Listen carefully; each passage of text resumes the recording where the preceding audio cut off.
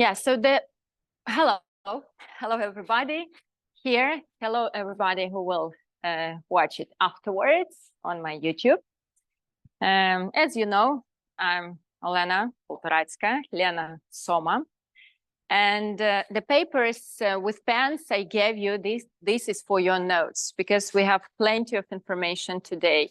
Mostly my teachers, the lesson consists of some really important core, one really important core.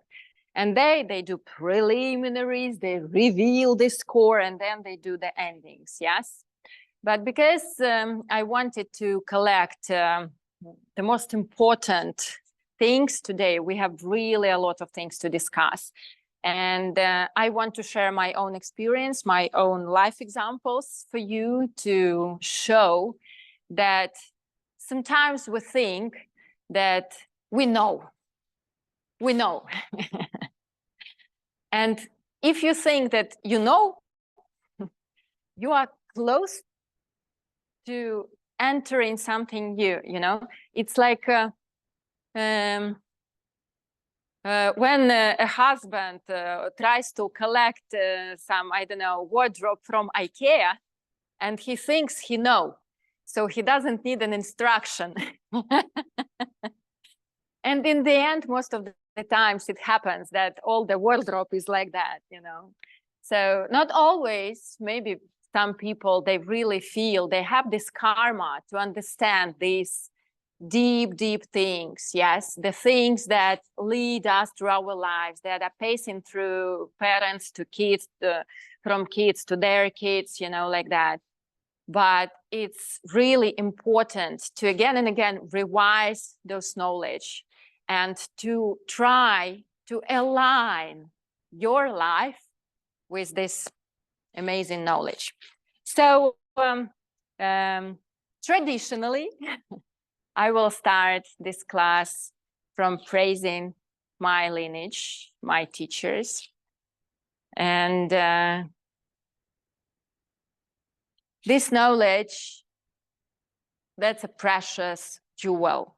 And I will try to explain it, how I understand it. I don't say that I am the superhero and I know everything. But maybe through these explanations, through these teachings, I will understand better myself. You know?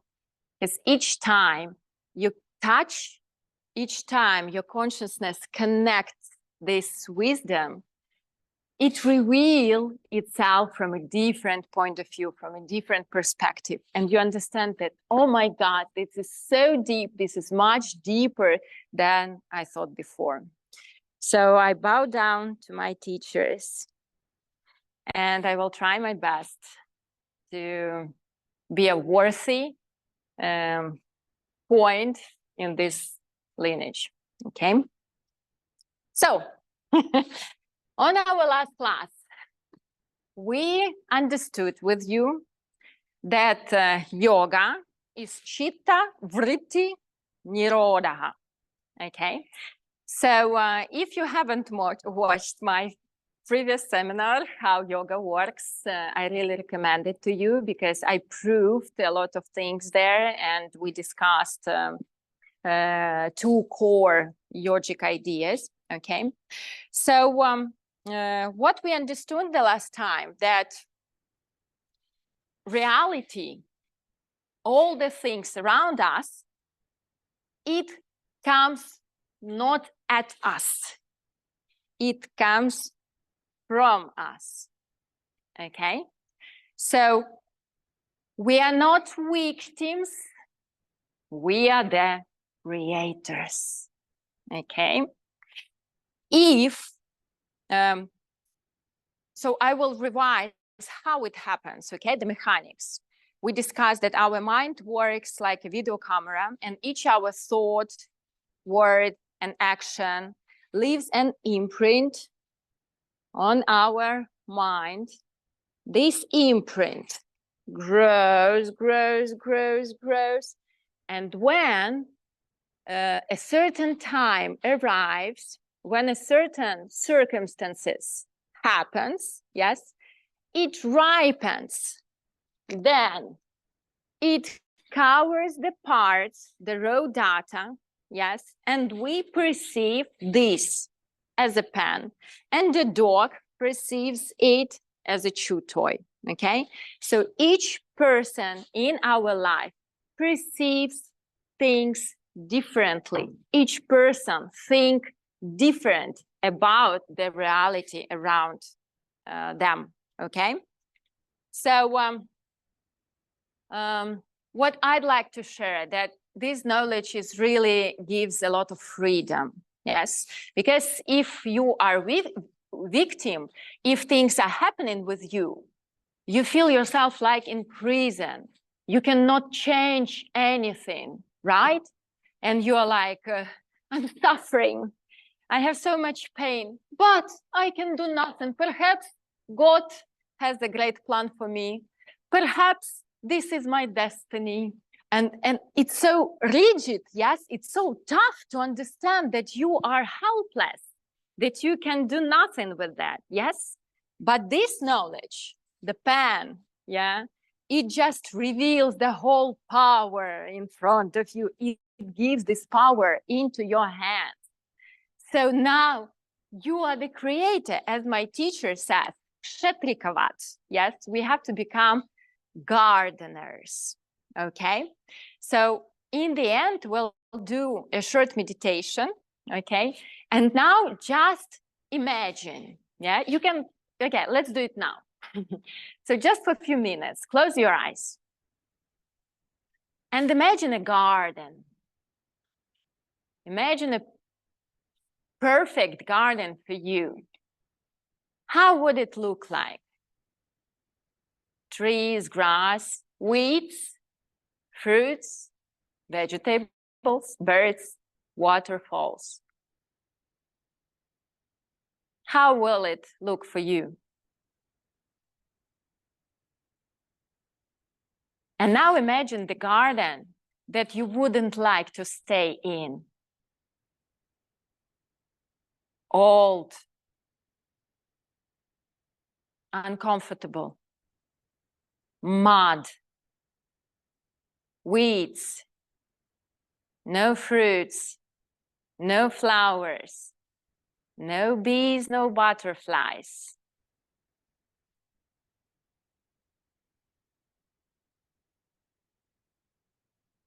And you have the power to choose what life you want to live. You can enter any garden and make it a paradise. You get rid of the weeds and you cultivate flowers. Open your eyes. I like you smiling. The meditation in the beginning, that was a nice option, yes. Okay, so how we can do it, we will discuss today. I will explain you the mechanism that underlies, yes, in our reality. So, few days ago, I entered because I want to get acquainted with, you know, another yogis and other people from my field, from my niche, let's say like that, yes. And I was reading some advertisements. I still don't understand how to say it right. Come to my class, to my practice, and we will clean your karma. And she explains that karma is a bad energy from other people that sticks to you. And I'm like, oh my God, no. Such a lie, such, why, you know? So sometimes the world, especially now, because you have a lot of internet, yes? And you can ask the Google any question and 10 options of how it can be. Yeah, what is it? 10 options. what to choose, how to decide, what is right, what is wrong. And that is why we need the proper teachers. We need an unbreakable lineage of those people who tried this mechanism, who proved with their life that it works. Yes, they succeeded, and then they pass it to their students. Okay, so it's not newspapers or magazines or Google or something. This is a living knowledge, okay, that passes through teacher to people. So nowadays, this word karma has very uncomfortable meaning. Yeah, people think that karma is something bad, that karma is the destiny that will hit you for something. Yeah, maybe because somewhere deep inside people feel that they're not as pure and clean, they're not angels. Yes, and if to think properly, perhaps karma will hurt me. Yes, but again, karma is a seed that you plant through your thoughts, words, and actions into your mind that will grow after, ripen, and create everything around you. Okay, so when we say the word karma, we understand that these are seeds. Okay, so these seeds we plant in garden of our life. Okay, and my teacher mostly he explains it like that, through seeds. So if I say seeds, you understand that it's karma.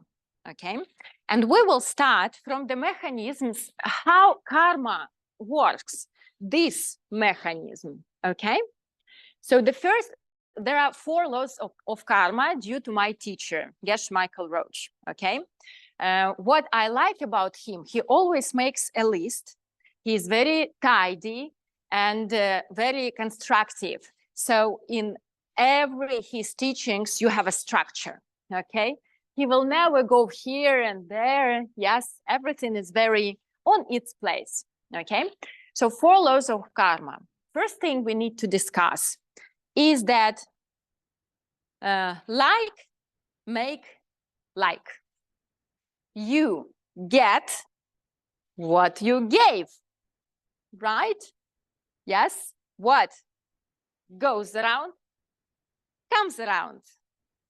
And in any nation, we have similar saying, because those who wise, those who have some experience in their life, they just notice this truth. Yes, if you are arrogant with people, yes, people will behave like that towards you.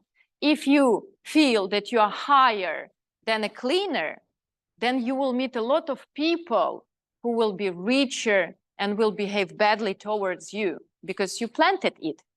But, not but, yes, to prove it more, my teacher always gives us an example with fruits.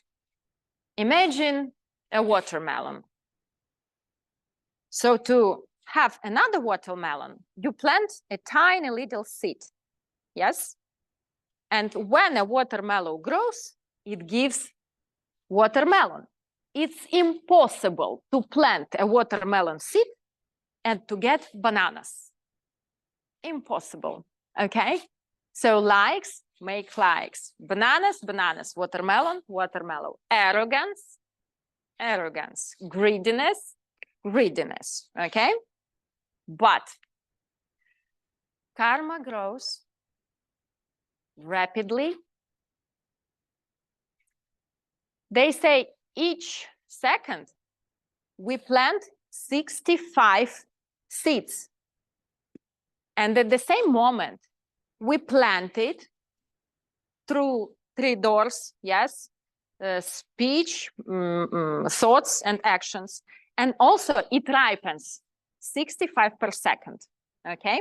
And it creates everything we see. And some people, creatures, beings from our lineage, in their deep meditations, they really slowed down their mind so much that they actually saw this mechanism how it happens, okay? So for now, because I have a lot of results in this system, we will believe them, okay? We will not take it 100% because as my teacher says, don't believe me, just try. And you will find that you will prove it yourself. Don't believe teachings, try. Yes, check them out with your life, with your experience, okay?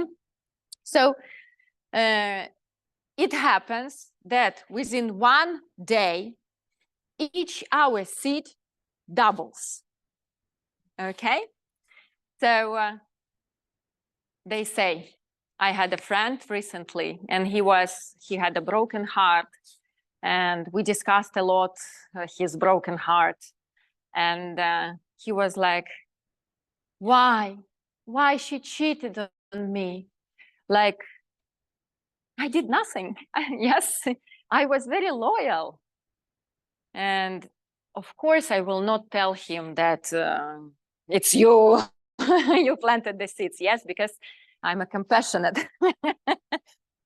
But I understand myself, yes, that maybe 10 years ago with his first girlfriend, he flirted with somebody else, yes?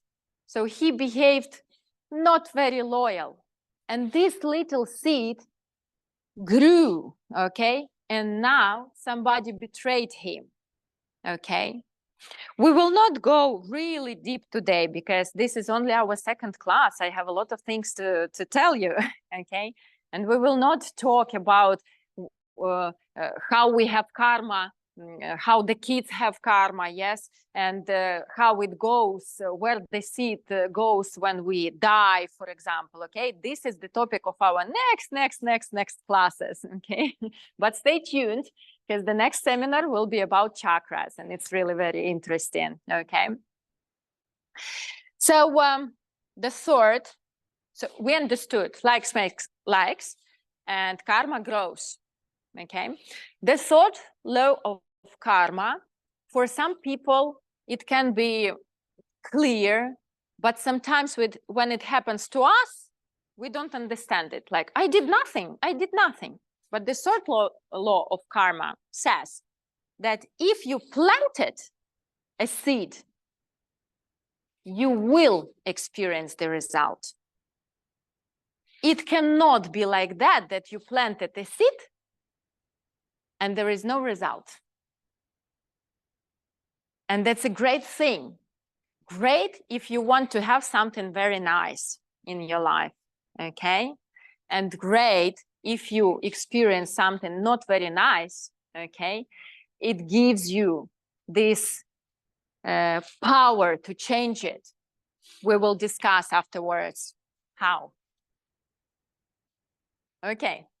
And the fourth law of karma says, if you didn't place seed, if you didn't plant seed, you will never get the result. If you want a loyal and devoted partner, you have to be loyal and devoted. If you want a nice friendship, you have to be a nice friend. If you want to be rich, you have to be generous, okay? Because if you're greedy, if you don't like to give, we can say emptiness looks at you, and or universe or the force, yeah, like in Star Wars, let the force be with you, yeah, we'll speak about the same force. It looks at you and is like, you don't give, how can I give you? You don't give me, how can I give you? Yes. So do you want to go deeper? It's really interesting to explore how karma ripens in your life. So if you, for example, I did it in my life, I wanted to earn more money, yes? So I got a book, yes, I bought a book, and each day, maybe several times a day, I just signed. Okay, here I was generous, here I was generous. Yes, here I was generous. Okay, and then I just saw how it appeared in my life.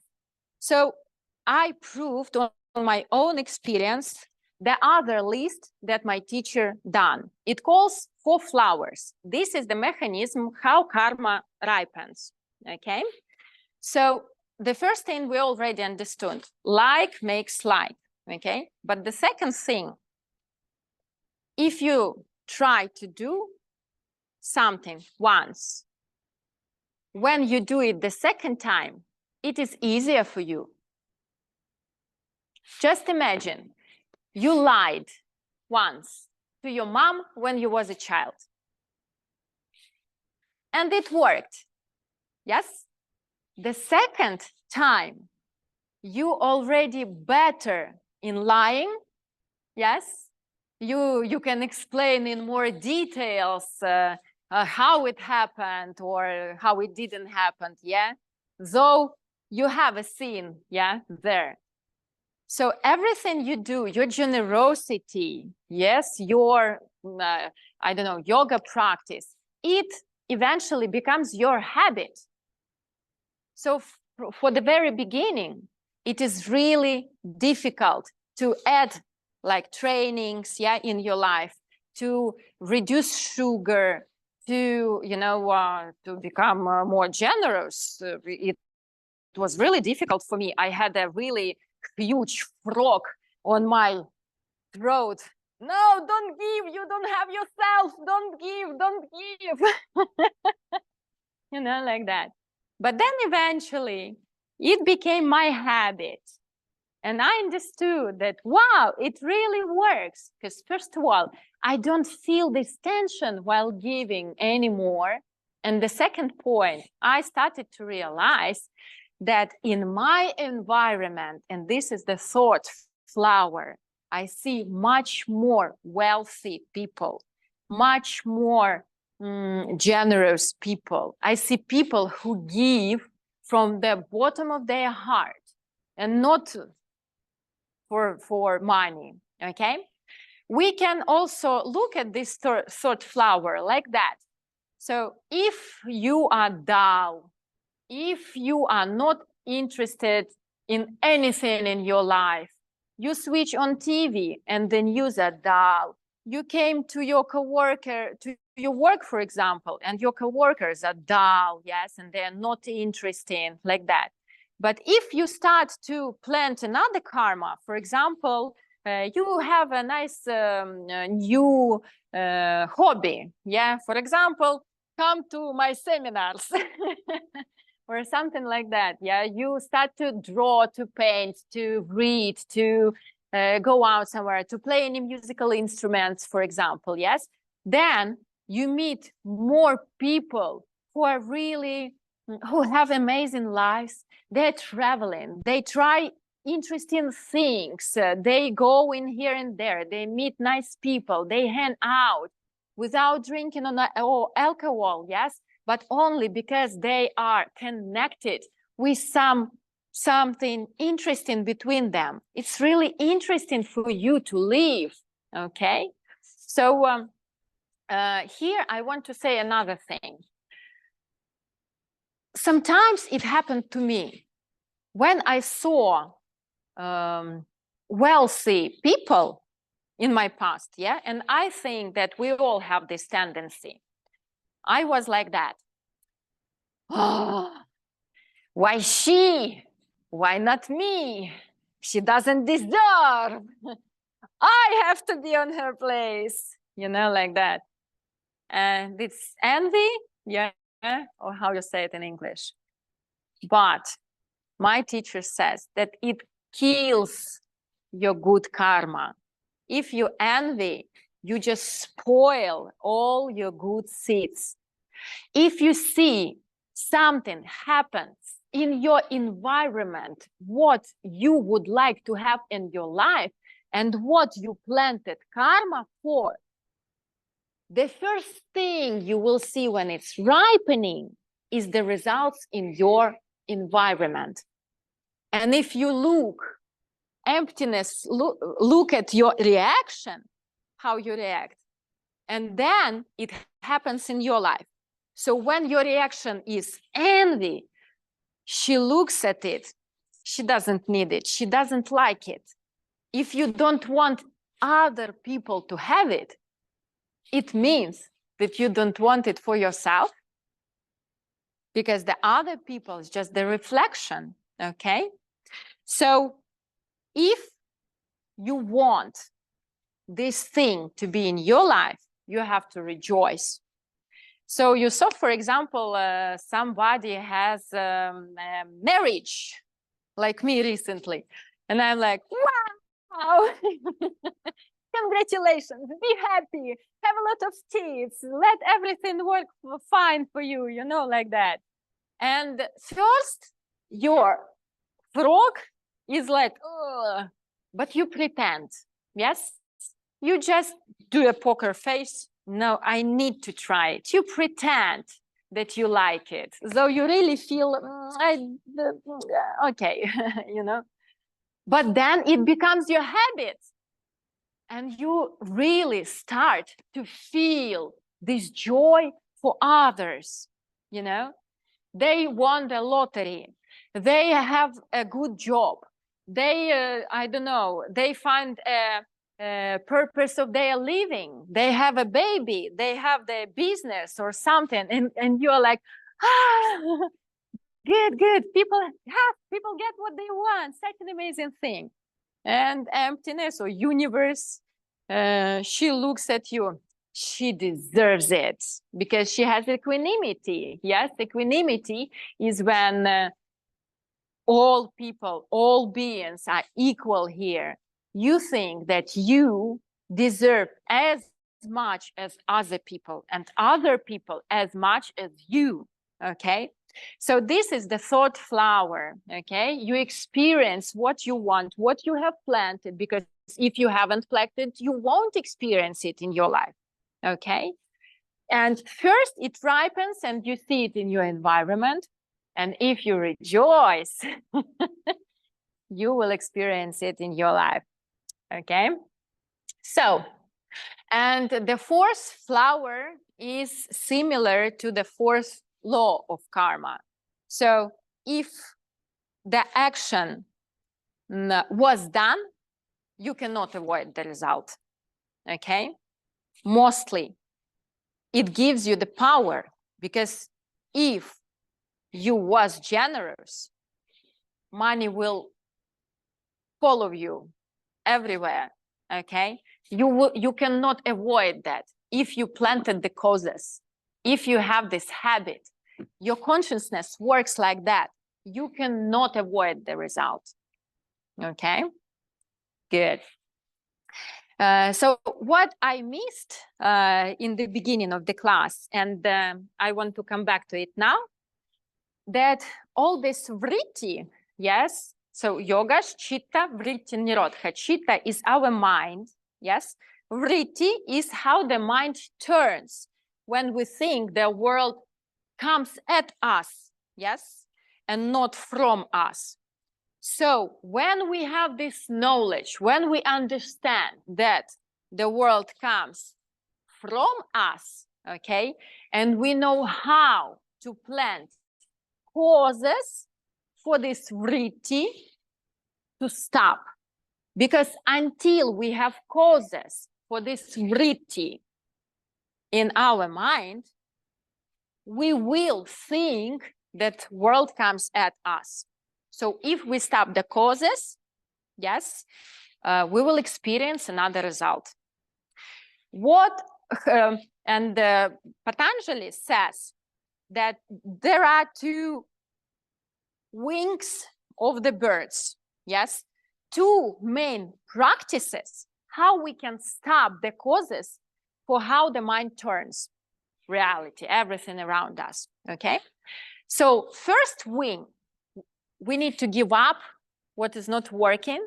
We need to give up bad thoughts, negative, not bad, let's say like that, negative thoughts, words, and actions, not to experience negative result, right? And the second wing, it's easy, yeah. Second wing is our practice. We need to cultivate positive things in our life. Positive thoughts, words, and actions, okay? 2 wings, give up what we don't need. Sometimes I use it in my classes, yes, and cultivate what we need.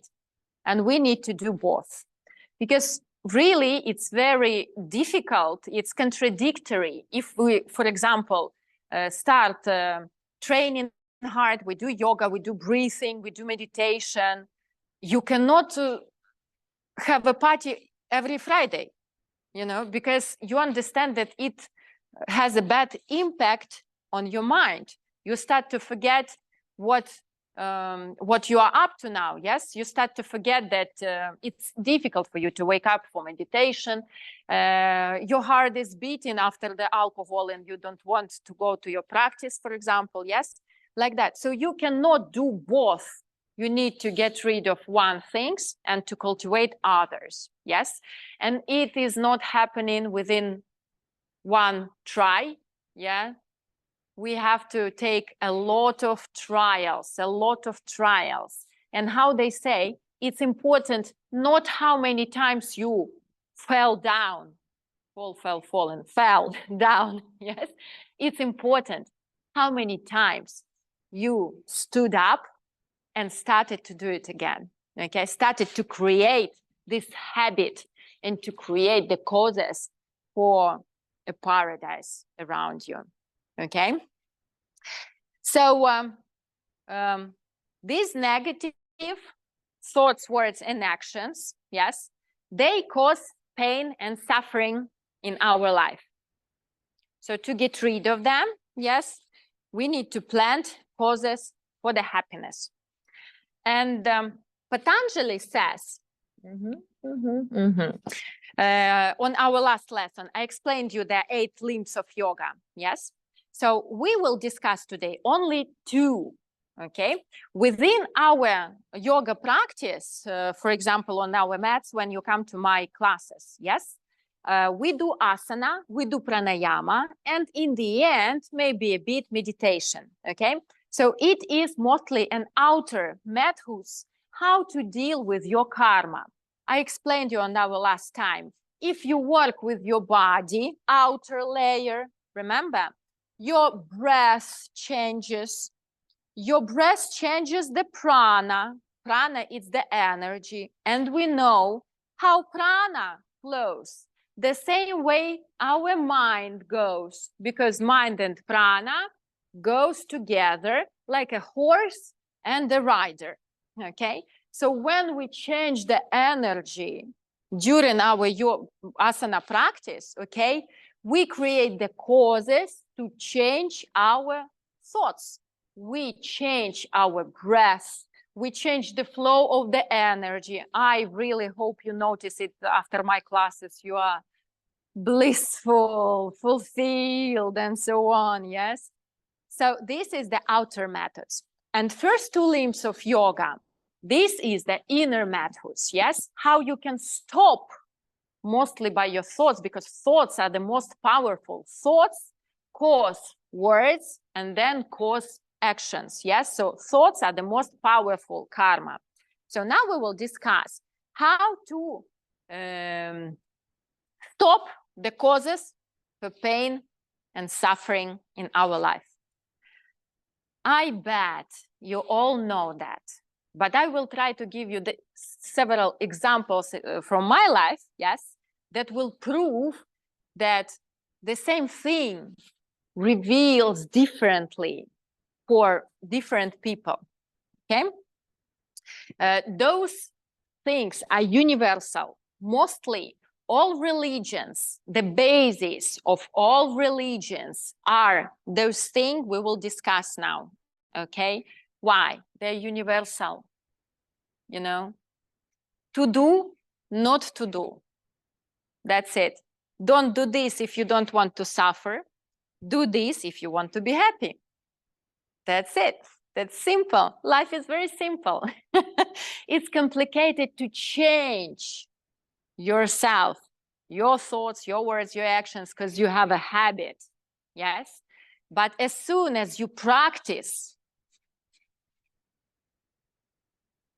give up, cultivate, give up, cultivate, it will become easier, easier, and easier. So I will give you a metaphor. You have two ways. One way, it's a really wide road. Yes, like 6 cars can be on this road. This is your habit. And another way, it's a tiny little path inside the woods. And it's difficult even to go there because the weeds scratch your legs. And this is what you want to cultivate. You are not used to that, yes? But you are trying. And eventually the path becomes bigger and bigger and bigger and bigger, okay?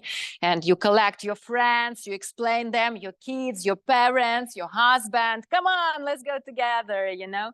And the path becomes wider, and this becomes your habit. And this wide road becomes narrow, yes, because you don't do it anymore, okay? So, we have 5 things due to Patanjali, because a lot of teachers, they have different numbers. Yes, we have 5 things what to avoid. And the very first one is ahimsa, not non-violence, okay? A lot of teachers says here about being vegetarian, yes, don't kill animals. But I like the approach of my teacher. So first, you do it with people. Yes, you cultivate it with people. And then when the consciousness lower, yes, not you try to do it with animals, with you know, insects, and so on, so on, so on.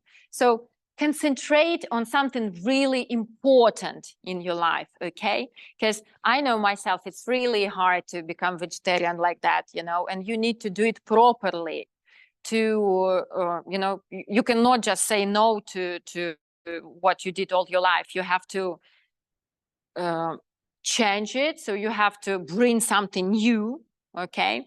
So be consciousness, okay, conscious, and don't push yourself too hard. And first try to act non-violently towards yourself, towards your family members, towards your parents and your kids, and then towards your friends and your co-workers. Mostly, it's easy for us not to harm strangers. Yes, I'm such a good person. Yes, I'm such a good person. I'm polite. Oh, I'm sorry. I'm sorry. Please take your water or something like that. But when we come home, I'm talking about me now. This is not on its place. Why this? Why that? Do this, do that, you know, like that. And I'm and then I experienced tough marriage life. I experienced tough attitude of my beloved towards me. Why? Because I planted causes while yelling at on my kids, you see? So your beloved ones and your family are the highest karmic objects for you. Train first on them and on yourself. I was like that. I was really violent to myself. I harmed myself a lot. I demanded too much. I blamed myself too much, and blame is the worst thing you can do with yourself. That's useless, and it kills your good karma. So just don't, okay? Be compassionate and kind to yourself and to others. Here we have few secrets.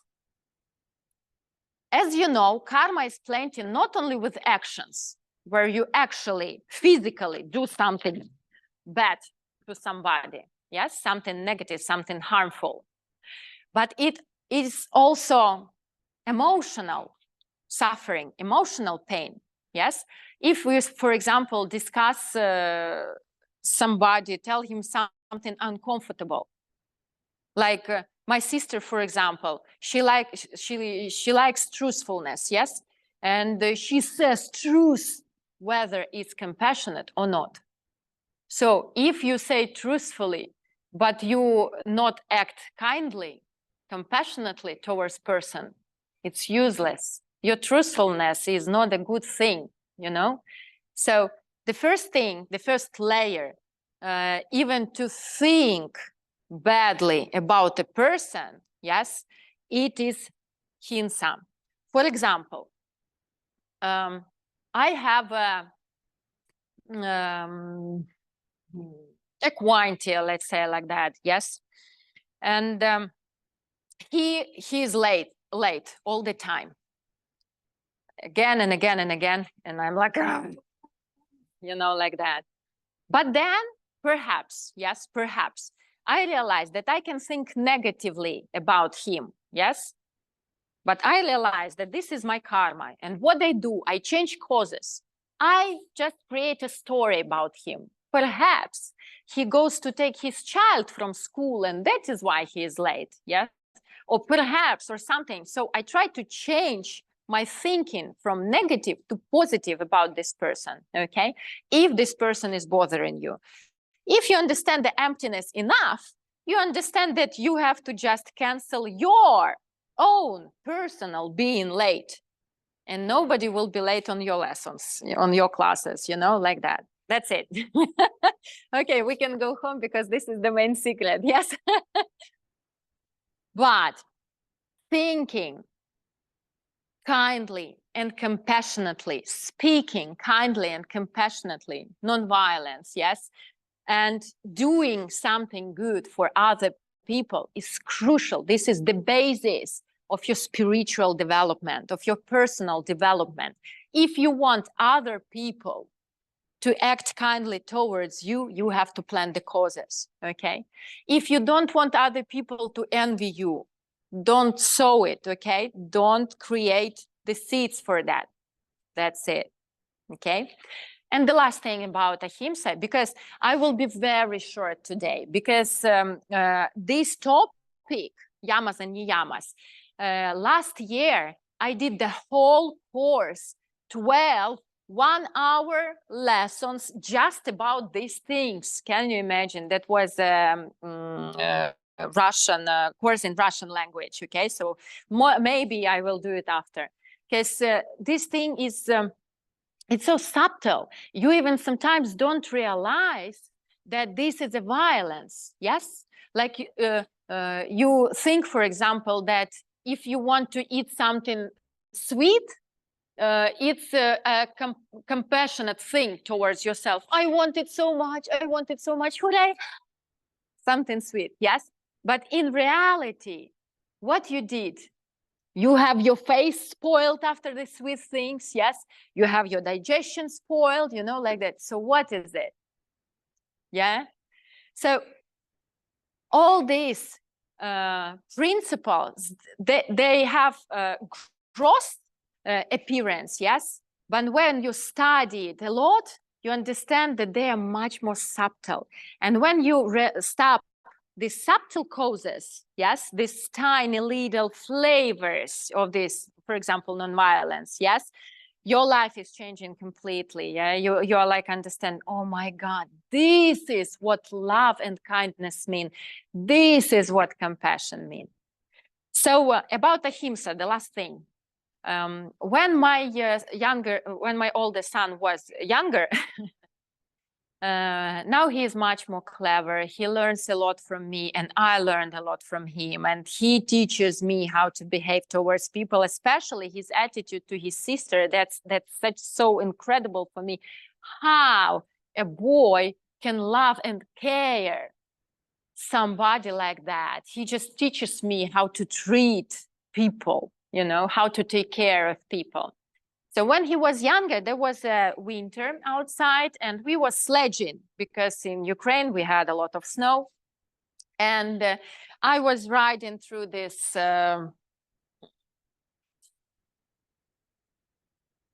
hill, not a mountain, yeah, hill. I was riding, that was fine. Then we pushed their dad, okay, and then he was on a sledge. And when I pushed him, maybe he turned, you know, maybe he stopped with the boots or something like that. Yes, but he didn't go straight, he turned, okay? And we had two sledges. After him, I went. So he was running to me at the bottom. He was like, I don't know, maybe 4 years old or something like, oh, 5, it doesn't matter. And he was riding and he was beating me. Mama, I wanted to slide like you. Why I went that way? I wanted to slide like you. Ah, you know.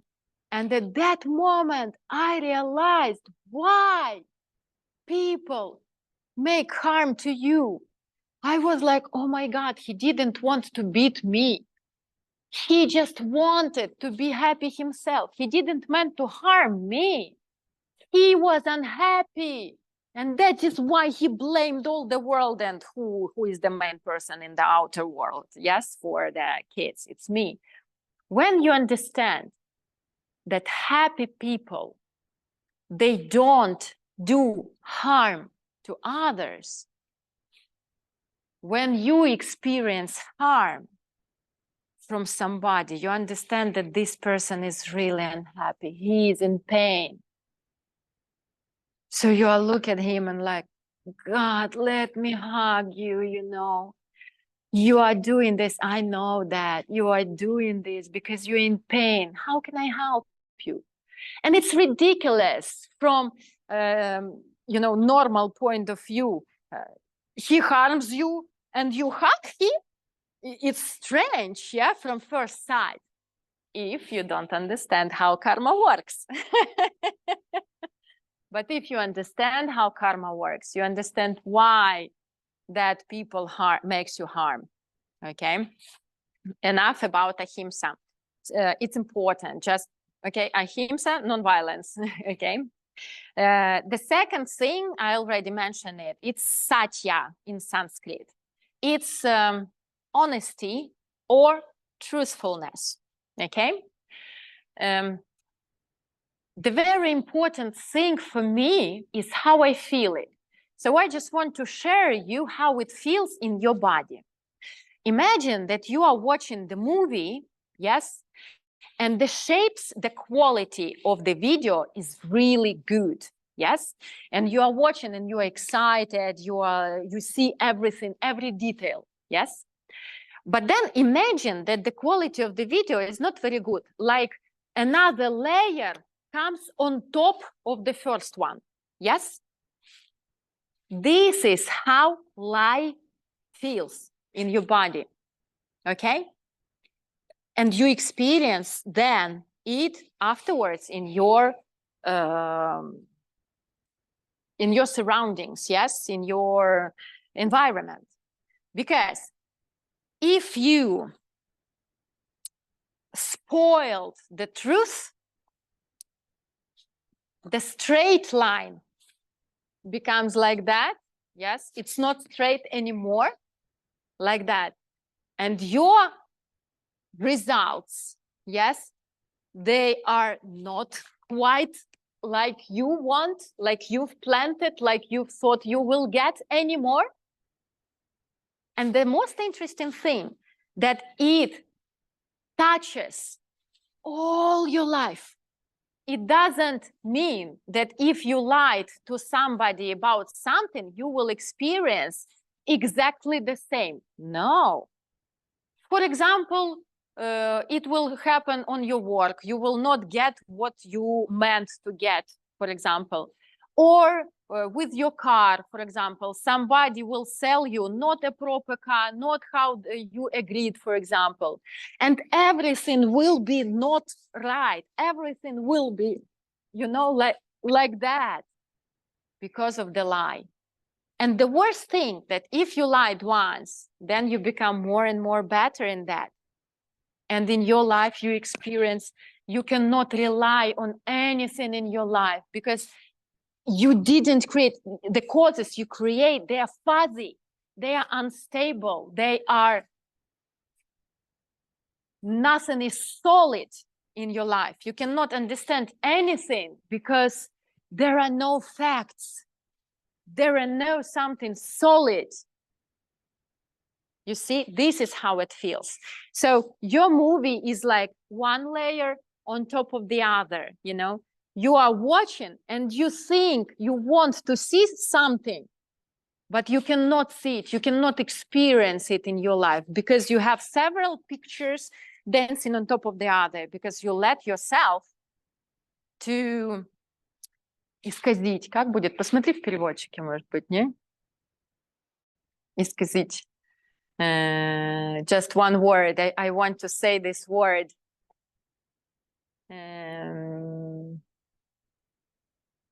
You just spoiled, yes, the fact. You spoiled the reality.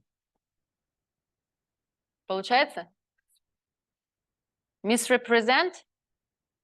No, let it be misrepresent. Okay, that doesn't matter. So, what I wanted also to add to ahimsa, when you are successful in non-harming others, in your presence, all the conflicts will fade.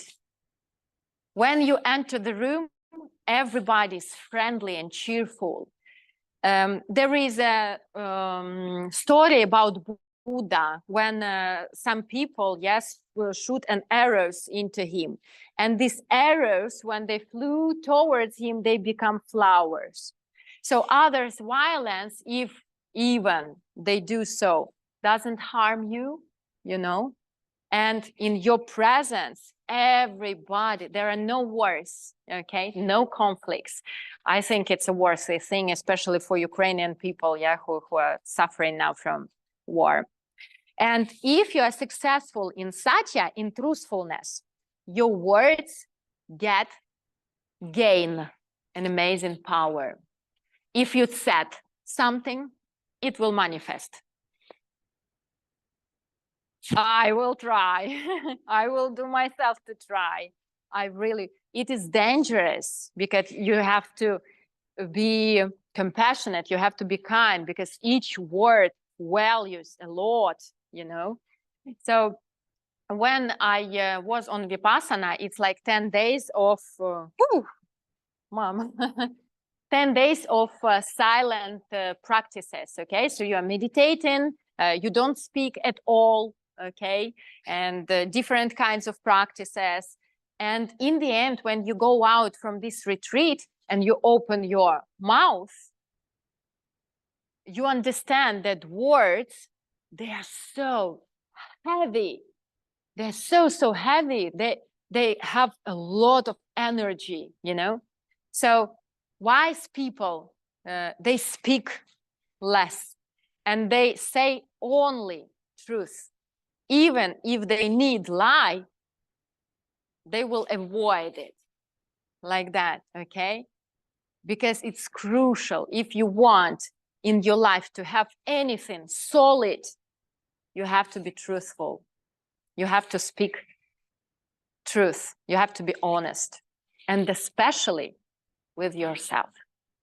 I'll tell you my own example. Okay, if we will speak for 2 hours, I don't care because I really like the topic. When I was married, I lied to myself a lot. So the decision I took, it was not from love. It was from necessity. And what I imagined, fantasized to myself in my mind, that has nothing to do with reality. True. Bless you. So in reality, he was like that. And he was totally okay with that. Yes. And like his life goals for his personality, he was totally aligned with that. But I imagined that he will fit my expectations. You see? I lied to myself. I tried to, you know, how to fool him on my expectations. I lied to myself so bad and I suffered so bad. Each time we agreed something like about the kids or about anything, about the flat, about the bills or about anything, yes. In the end, he says, no, it wasn't like that. I didn't say that. You misunderstood me or something like that. Why? I lied to the most important person in my life. I lied to myself. I look at him and I apply my filter. I don't like you are. You have to be like I want. You see? Just use it. You are the person. You have to be truthful at the first place, okay? Just be honest with yourself. If you like it, go into experience. If you don't like it, don't betray yourself, okay? Don't pull your fantasies on reality, okay? This is my personal, not from the teachers. So the sword, ahimsa, satya, asteya.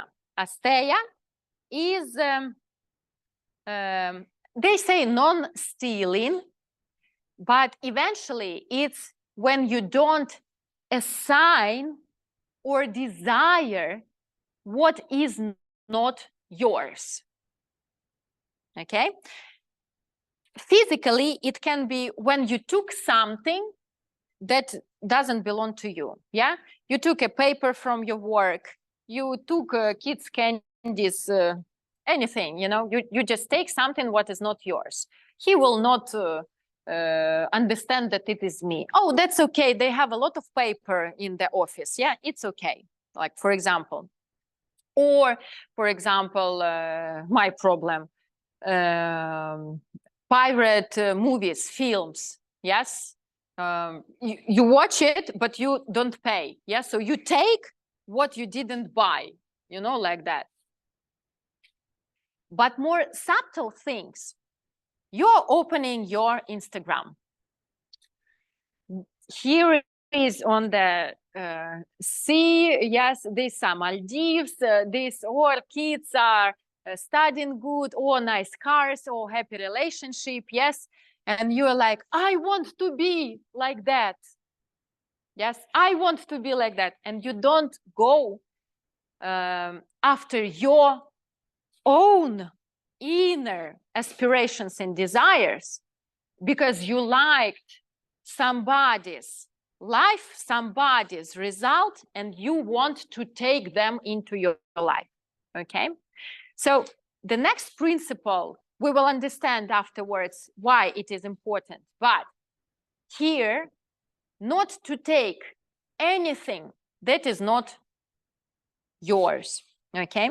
So when you practice asteya, you always get what you need. You don't get, you know, luxuries or something like that. But if you need something, you will get it.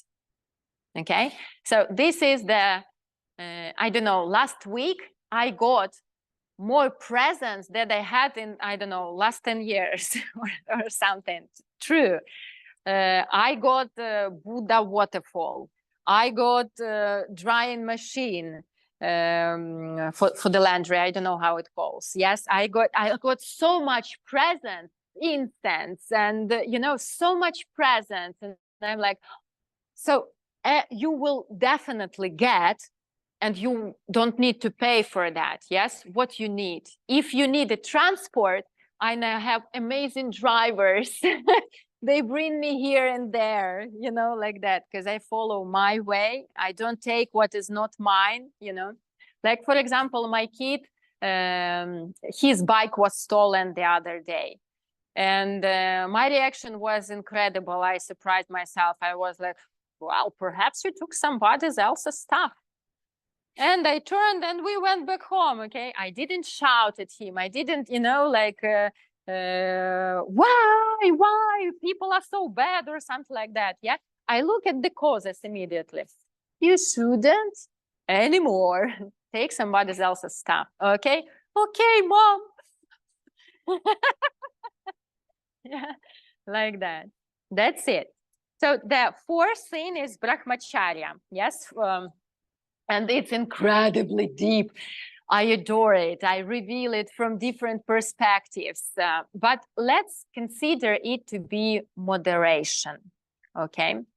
Some of religions and some of traditions, they think about Brahmacharya as about celibacy. Yeah.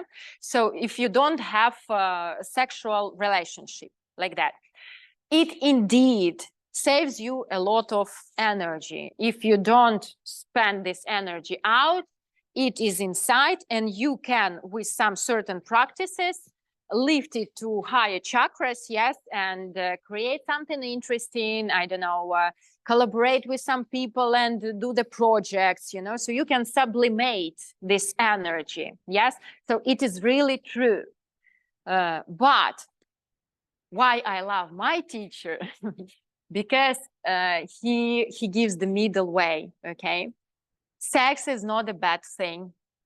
It's pleasant, you have kids, you know, so it's about don't spoil your mental energy on thinking about it all the time, you know? So your mind is calm, okay? And it's not only Brahmacharya, mostly, it's about all sense powers, it's about all the pleasures we get, about sweets, about the food, about, I don't know, maybe too much disco or alcohol or anything like that. So we have to be moderate in pleasures, yes? We have to be a little bit hungry, yes? I eat a lot, yes, but I'm not full like that, yes? Because I still have the energy to do my things, yes, to bring my energy higher, okay? So let it be like that. And the thing about Brahmacharya, you get endless source of energy. It's amazing. If you need more energy, try to practice Brahmacharya in your life, okay? Eat a little bit less, watch movies a little bit less, listen to the music or dance. This is my passion. Yes, a little bit less, and do what is really worthy. Don't spoil your energy. Don't do useless things. Don't do TikToks, you know. On YouTube, you can watch my seminars. But don't spoil your life. Your life ends very fast. And then you are lying on your bed in the end of your life. And you're like, why did I watch TikTok so much? Why did I have so much girlfriends? Better I would develop my spiritual life. You know, like that. So we all have these regrets, yeah? So better to think about them in advance. In the morning, you just brush your teeth, you look at yourself in the mirror, yes? For today, if I die today, what important things I need to do today? Yes, hug my kids. Yeah, I will not go on the 10th date. I will not eat the 10th sweet. Yes, I will do something important. Don't spoil yourself on worthless. Okay, contribute into your core. This is what Brahmacharya is about. Okay, and the last one, aparigraha. Aparigraha is a lot of translations, but mostly it's about detachment from things. I will tell you one amazing example, and this aparigraha saves me a lot of energy, really.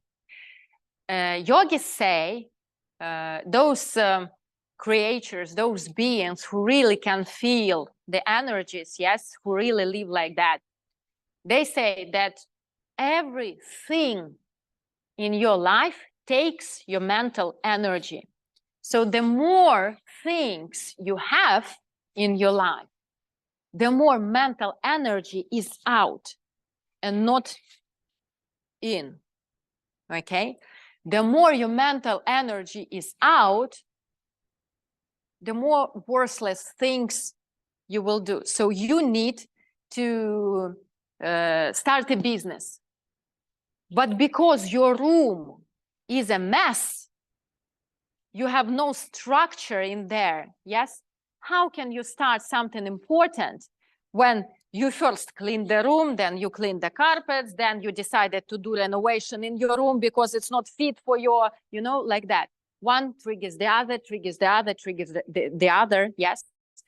So the more modest your life is, both in pleasures and in things, yes, the more energy you have.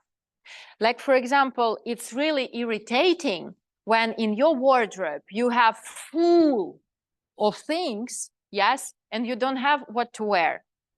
So now I buy only what I need and what I like. So each time I wear something, I'm in pleasure. I'm like, wow, I'm cool, you know, like that. So each thing you have has to make your heart rejoice. If your heart is not rejoicing, get rid of the thing because it spoils your vital energy, okay? It will take you away from your mission, from your real life, okay? And if you are successful in aparigraha, you will have the memory of your past lives. So for those who don't believe in such things, and that is understandable, we cannot, you know, my Buddhist teacher can. I still cannot yet. But for me, it's really, it makes sense, you know, it really makes sense. And I did several practices in my life to recall.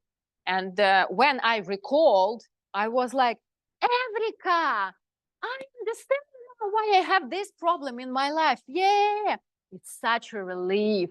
You understand where to pay attention to and what not to do and what to cultivate, what to do, you know, like that.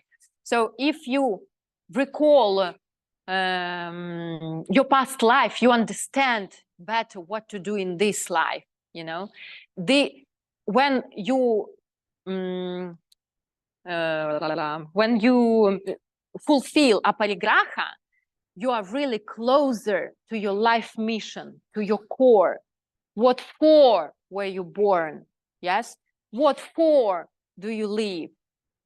Okay. This is about aparigraha. Yeah.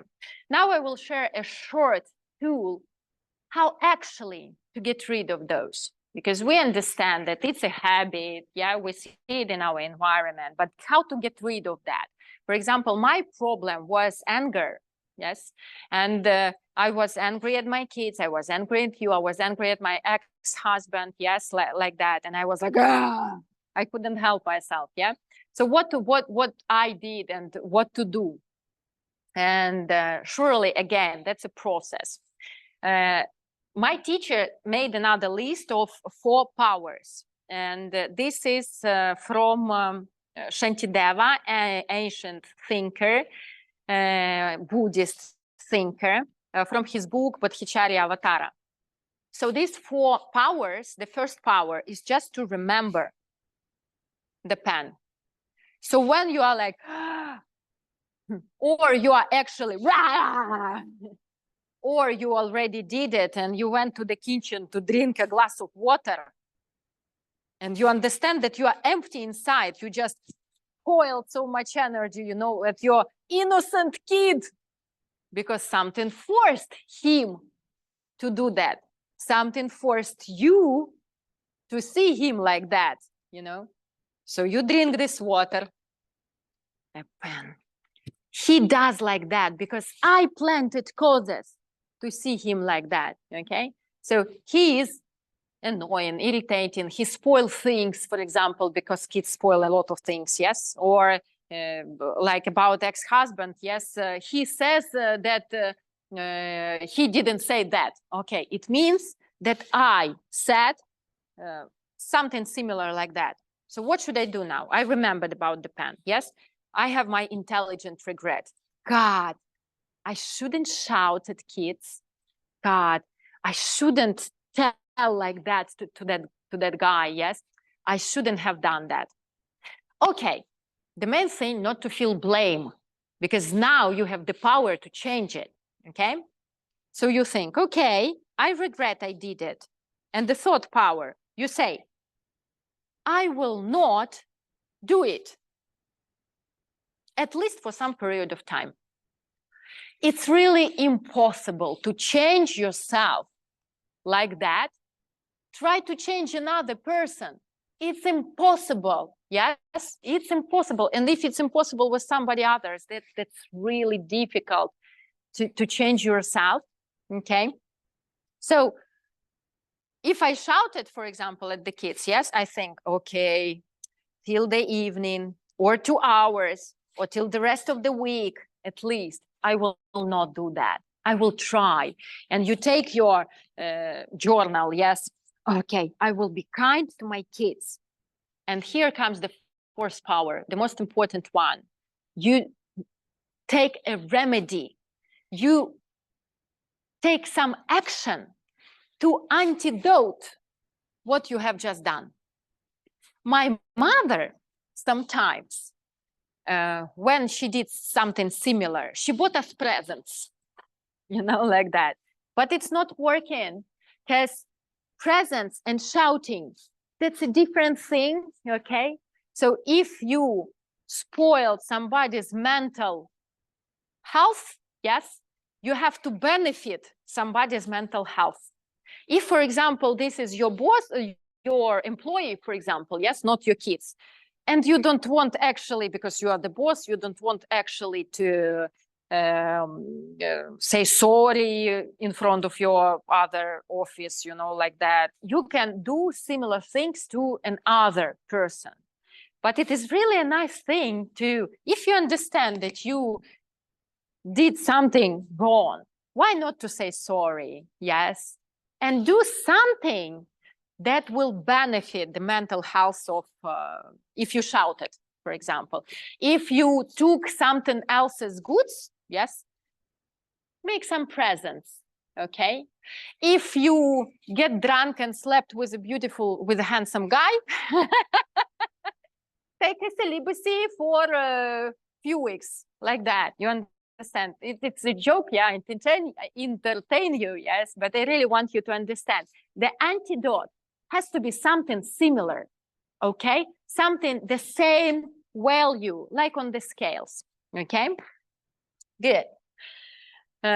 This is how you get rid of things, okay? Now, how you cultivate things and what things you need to cultivate, okay? Let's summarize first.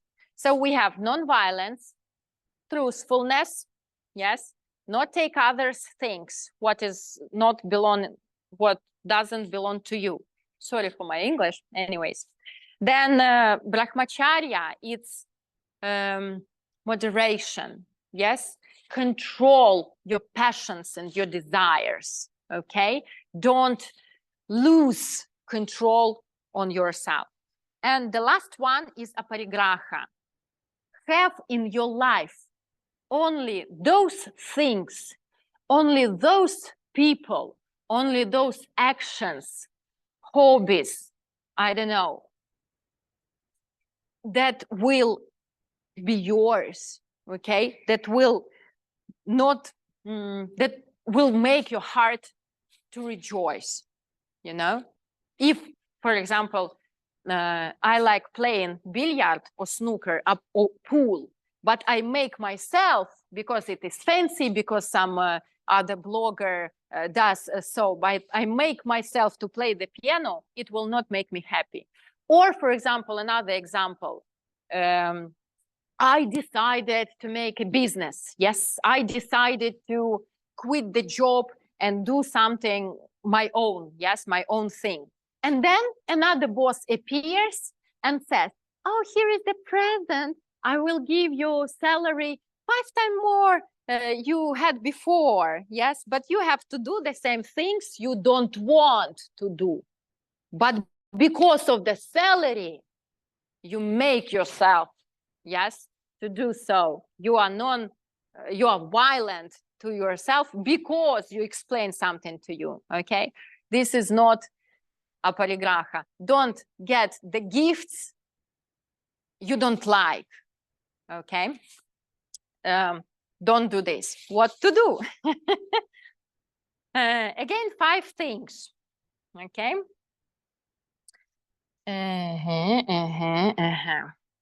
So, first thing is shaucha. We are almost done. Just 15 more minutes. Shaucha means cleanliness, or maybe they translate it as purity. And this is an incredibly important thing. I will tell you my dream. When I was on Vipassana, 10 days of silence, yes, I had an incredible dream. So my mom came to me in my dream and she asked me for money. And I said like, yes, mom, I know that I have money. I know that in my dream, yes. And I say, yes, mom, of course. But when I come back to my apartments, the world is so muddy and there are a lot of bright advertisement everywhere. You don't know where is the corner, where is the straight line, because everything is like that, yes. I enter my apartments and it's a mess.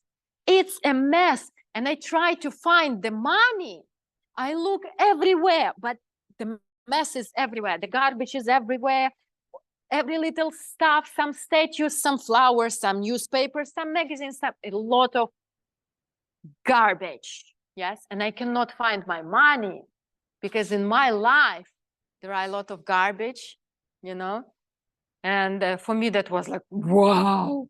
And I started to cultivate that. To tell you the truth, that was really hard for me because I'm a single parent. I have 2 very untidy kids, let's say like that. I know why. I played that the karma, yes.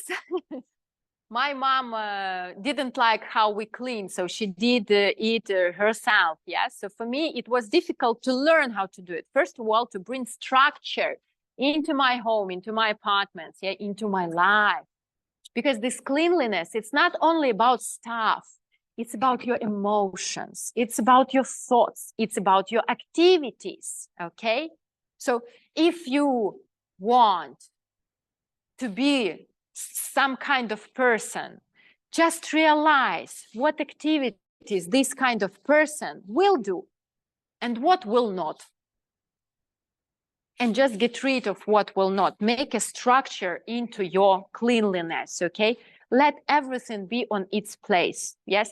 If you have a training in morning, yes, let it be in morning, like constantly. Your body gets a habit, your schedule gets a habit like that, yes? So you have everything in an order. Order reveals such a great amount of energy in your life. It's incredible. I'm a catastrophe. My first love, ex-boyfriend or XXX, doesn't matter. He said, you are catastrophe, because I was like that. Every thought appears in my mind. Hey, let's go and do it. Yes.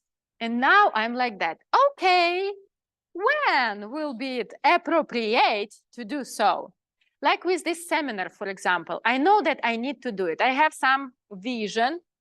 Sometimes the universe or emptiness or my holy teachers, they show me how it has to be. So I know that I need to do it. I know that I need to do this seminar. Yes, I know that what I need to do. Yes, and I know that next weekends and the weekends after, I have some other things to do. So I don't postpone what I need to do. I do it today. Okay, let it be a week. Let it be just few people over here.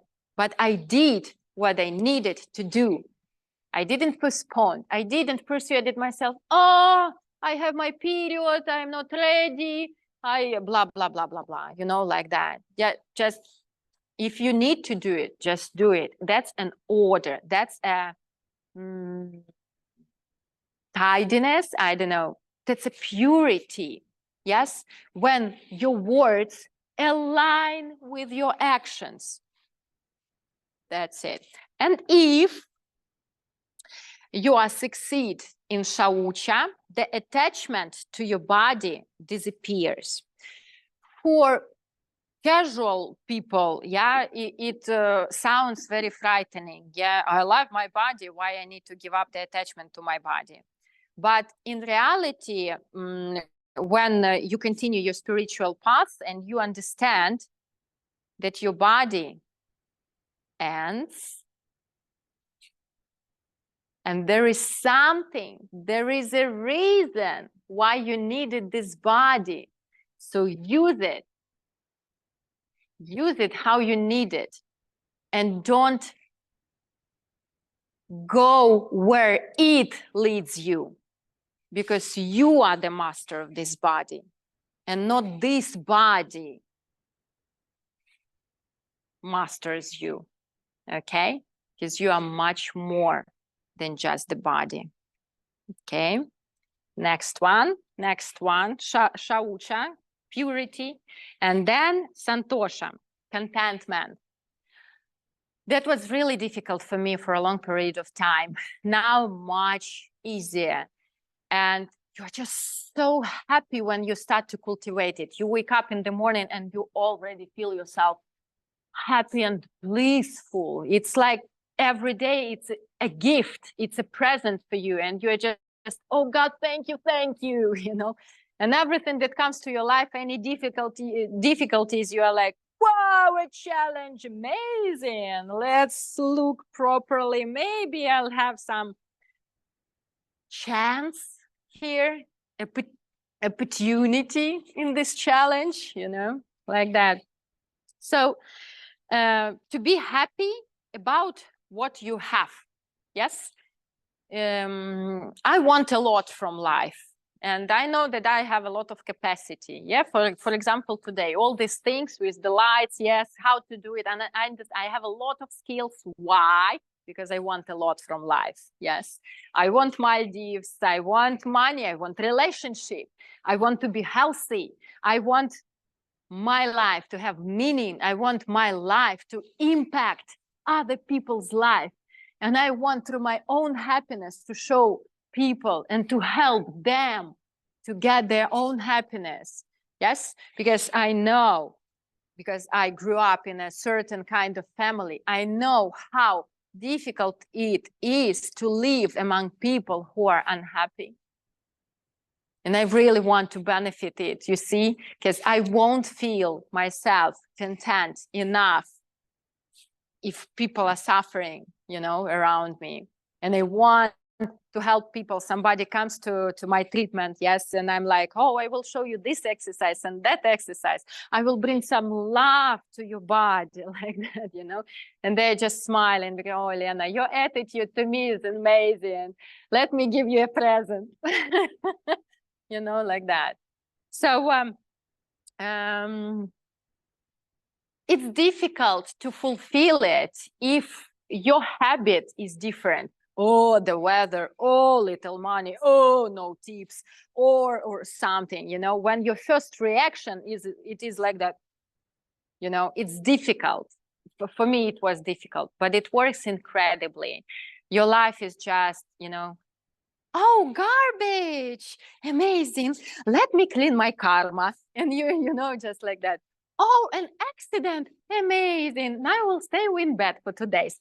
Oh, you know, something like that. Like recently I had an accident on my scooter. Yes. And my reaction surprised me. I was, wow, so good. Now I know what not to do. And thanks God that wasn't a little kid and I didn't harm little kid. Good. You know, like that. So it's incredible. When the bike is stolen, for example, and you are like, cool, there is a chance to teach something my kid. You see? Like, oh, can I rent your studio? No, it's great amount of money and we don't have time. cool, I will find another option, you know, like that. So you take everything as a gift, as a chance, as an opportunity. And this is what Santosha is about, okay? To be totally content with what is going on with you. And if you are not content, if you are not happy, just change the causes, okay? Tapas. Tapas is my favorite. This is the third one.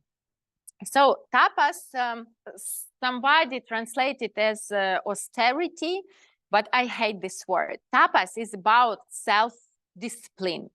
So mostly those 5 niyamas, what to do, they deal with you, with yourself, with your, yeah, what not to do. Mostly it's about society, okay? So why tapas is not just a discipline, it's self-discipline, because you have nobody who will persuade you enough to do what you need to do. You have only you who knows what you need to do. And you have only you who will help you, who will support you, okay, to do what you need to do. So tapas is about self-restraint, okay? When you again and again take an action in not to do something and to do something. So without tapas, you will not get the habit, okay? Tapas is again and again, without seeing any result, a month or 2 or 2.5, to do what you need to do, because you know what you need to do. You can lie to yourself a lot, but you know, only you know, okay? And if you are good in tapas, you get superpowers. And it is really so. I have several close friends. And when I, Liz, by the way, for example, and then when I explain her, like, we've seen each other on Monday, and then on Thursday, for example, no, on Thursday, actually, it was on morning yoga. And then we see each other on Saturday on yoga, yes? And within these 2 days, yes, I had such a great amount of things going on with me. I succeed here. I got lost, some loss here, yes. I had this thing, I met these people, I created this thing, yes, I called, you know, like that. It seems to me sometimes that I live at least 4 lives within one body. And I think that's an incredible superpower. I think it's a superpower just to wake up by yourself without an alarm, because you are enjoying so much your morning meditation, your morning time, only yours. Because you know that during this, I don't know, 20, 30 minutes, yes, 15 maybe, doesn't matter, you will get the mindset, yes, you will work with your consciousness, with your mind, to see a totally different reality around you. And you do it today, tomorrow, and you do it always, and you just see it differently. Yes, I walked through that path, and I know the difference. So this is what I'm telling you. That's not the fairy tales. You just try. Okay. So the next one, 4th one, is Svadhyaya, and this is my favorite one. A lot of traditions, a lot of people translate it as reading scriptures. And this is really very important, because we need to read instructions. I remember myself when I was a kid, and my mother and father wasn't really teachers for me. I couldn't conclude them. My attitude to them wasn't as to the teachers. I couldn't ask for advice, because they lived the results in their life was not what I wanted in my life. they lived differently. They had no money. They wasn't healthy. They had bad relationship, you know, like that, like that. So I cannot rely on their advice. And my mom was tough. She just pushed these advices into me, you know, like that. So I remember myself as a kid, I was crying, how to live? Explain me, show me. I don't know why I suffer from this, why he betrayed me, why she gossip about me, why these friends turned from me and now they're not friends with me anymore. You know, I was like, why? What to do? Ask wise people, okay? And wise people, we can ask Google, yes. But the thing about wise things, like this knowledge is 2,500. At home near my bed, I have another book, Yoga Vasisha, it's around 5,000 years. And if those ideas survived for so long, it means that they helped people, okay? So we need to listen, be around wise people. We need to ask their advice, like rub of them to gain their qualities, to gain their mindset, yes? And we need to learn, what can I do to change it? How can I change my pattern, yes? How to behave in relationship, in business, yes? In anything, in health, for example, also. I was surprised when I told Turon, oh, cold water with ice, it's really unhealthy. Your body is in shock. And he's like, why? And he is almost 70. And oh, how old is he? You know, so we live all our life and we don't know.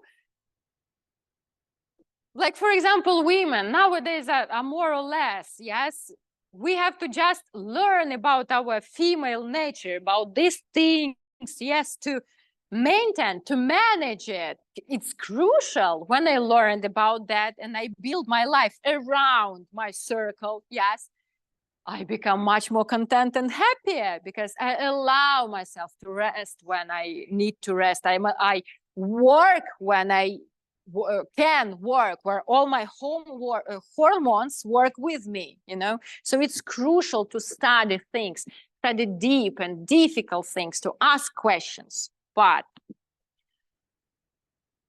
it's useless to study things that are not connected to you. To learn something about universe, oh, how sun is shining, how stars appears, blah, blah, blah.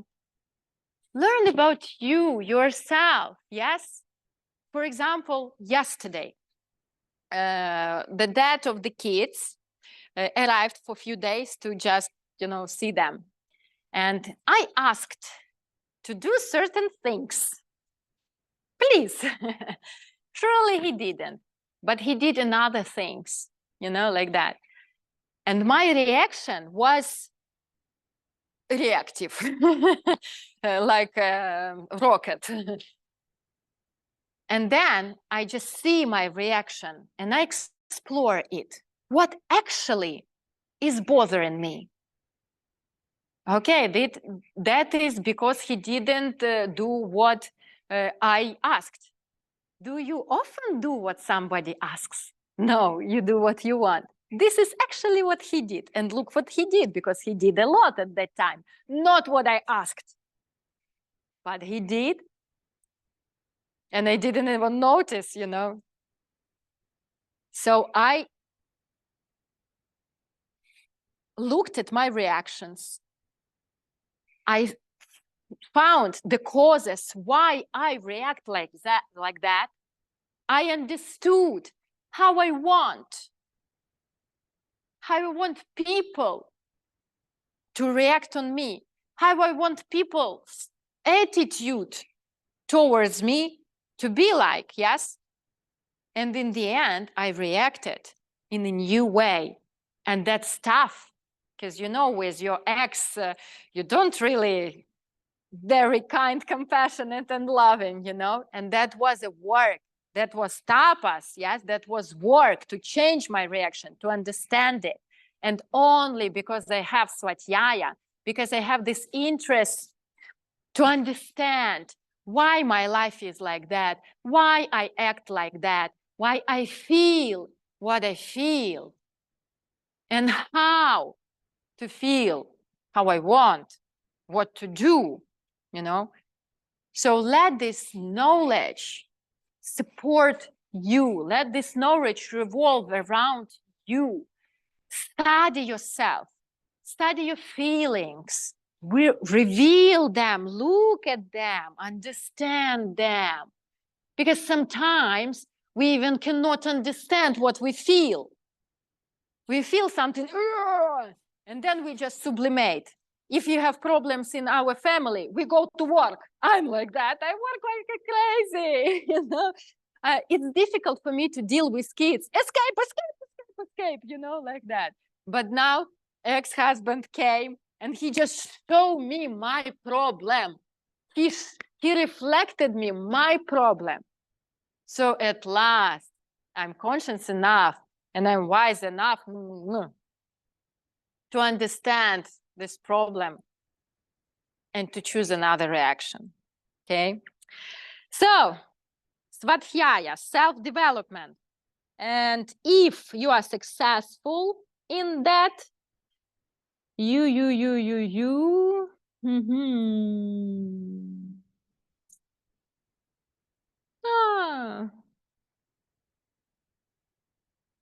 I don't know, perhaps you know yourself. I didn't have it in my notes. Learn yourself. Let it be like that. Okay. So the last one.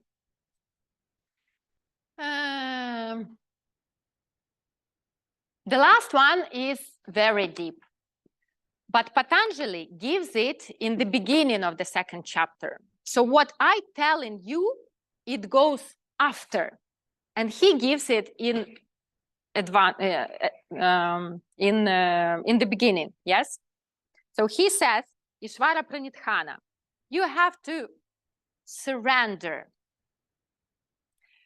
Different translations, surrender to Almighty, surrender to the force, surrender to, you know, what does it mean and how it actually feels. It is a bit similar to ahimsa in feeling, because if something you don't want appears in your life, you feel like, what? I don't want it. I want another thing. Why this happened? You know, like that. And you are angry. You resist. You want to force universe and the world to look like and to be like you want, right? And the world is just exist. The world is exist. So the more you resist, the more tension is in your body, yes? The less lessons you can get from everything you face. So the most important thing about Ishvara Pranidhana is to understand that each thing that you meet in your life is for the sake of you. That's for your good. Everything everything that happens, everybody who enters your life, everything that's for your good. Sometimes we survive through losses. I understand. People, our beloved die. Our relationship breaks. We live through betrayals and so on, so on, so on. I can say the decision to divorce for me was the hardest decision in my life because I'm a good person. I know the instruction. I have to be devoted wife. But when I studied it deeply, I understand that my perception, my mindset has to be aligned with my core. Yes? And if it's not aligned, you cannot pull it on your expectations, you know? So When I lived through that, that was the hardest time in my life. It was really hard. But now I realize I learned so much. I become so much stronger. I can do anything. It gave me so much power. And moreover, our relationship now as parents, for example, as friends, because we always was friends. We was bad husband and wife, but we was a nice friends. Much better than it was during our marriage life, you see. If, for example, you quit your job, yes, and you just don't know what to do. This is for the sake of you. Like, for example, you've been fired. If, for example, you have a disease, this is because you need to understand something very important about you. Because if the energy flows freely, you will be healthy.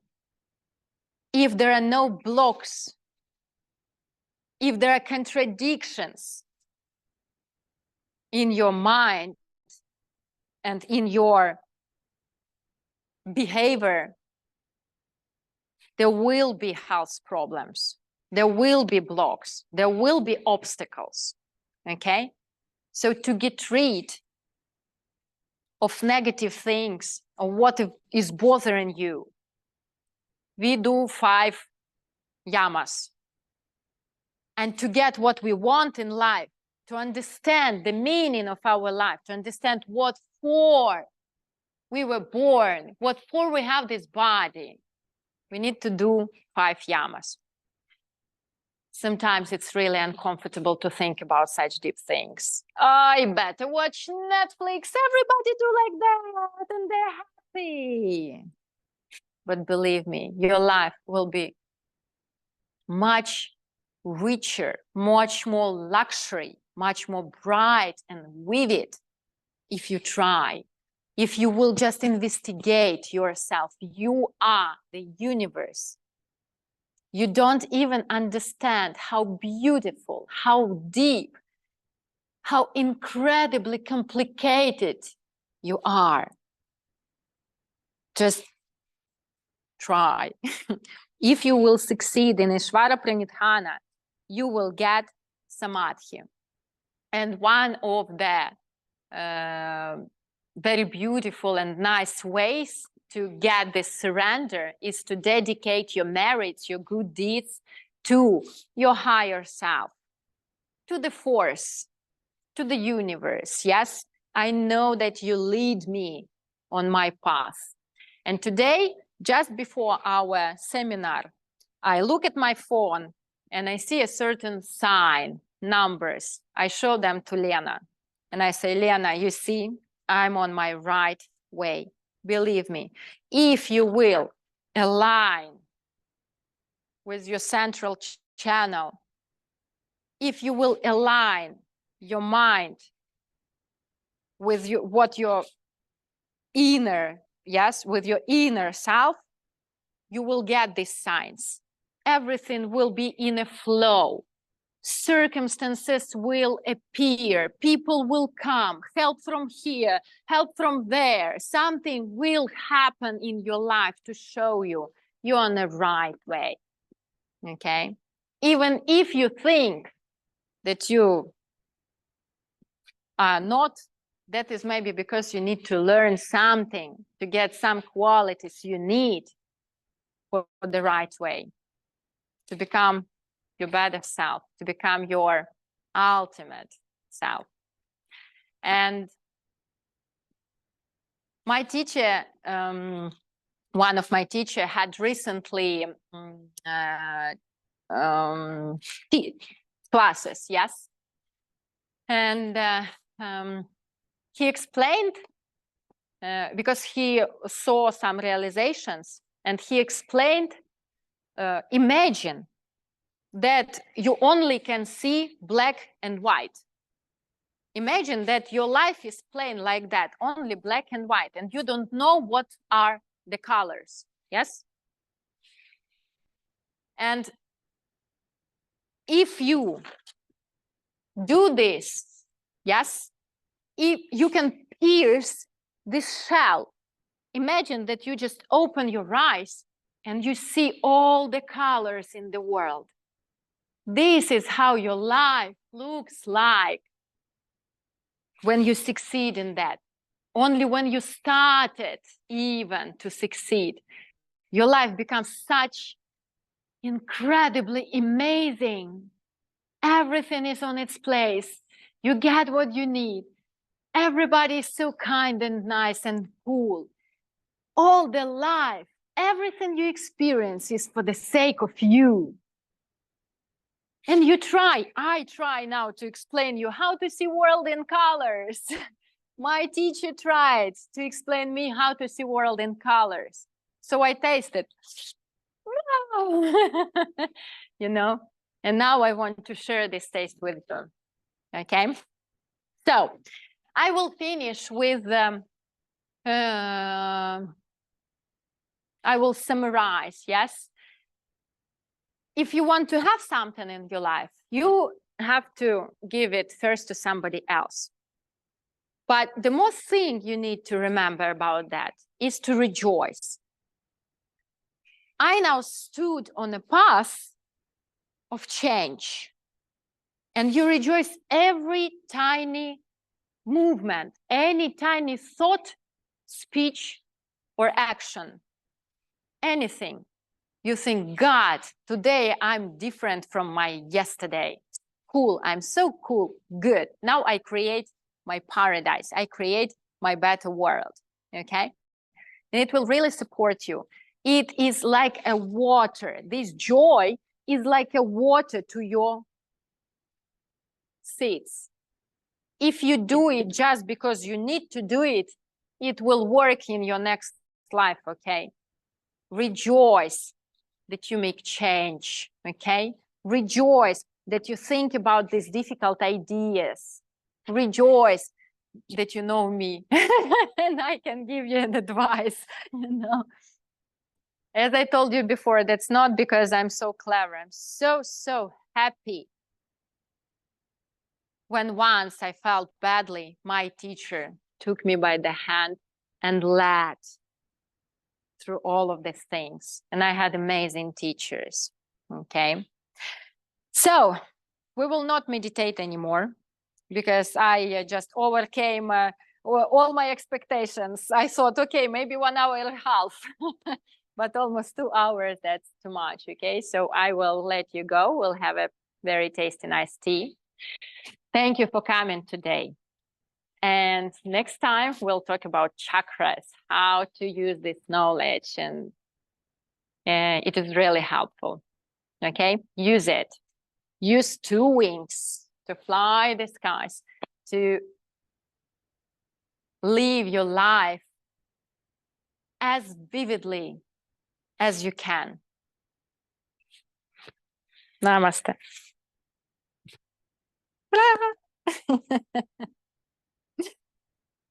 Okay, thank you. Ой, ножки затекли. И остановить.